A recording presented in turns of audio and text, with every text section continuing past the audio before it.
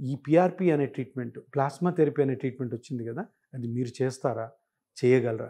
అంటే అంత గొప్ప క్వాలిటీ ఉంది ట్రీట్మెంట్‌లో. అంత గొప్ప నమ్మకం ప్రజల్లో ఆల్రెడీ స్టార్ట్ అయింది. సో, అందుకని మీరు అడిగిన క్వెషన్‌కి ఆన్సర్ ఏంటంటే, డాక్టర్స్ చెప్పొచ్చు, ఏదైనా చెప్పొచ్చు. వాళ్ళకి తెలిసిన ఎక్స్‌పీరియన్స్‌తో. కానీ పర్సనల్ ఎక్స్‌పీరియన్స్ ఉన్నప్పుడే మాట్లాడాలి. వాళ్ళైతే మాట్లాడకూడదు. ఇది నా సిన్సియర్ రిక్వెస్ట్ అందరికి. ఎందుకంటే ఒక మంచి ట్రీట్మెంట్ వస్తుంటే మీరు కూడా చేయండి. ఎంకరేజ్ చేయమంటారు. మీరు కూడా చేయండి, వాళ్ళు కూడా చేయండి. సింపుల్ ట్రీట్మెంట్ ఎవరైనా చేయొచ్చు. క్వాలిఫైడ్ డాక్టర్స్ ఎవరైనా చేయొచ్చు.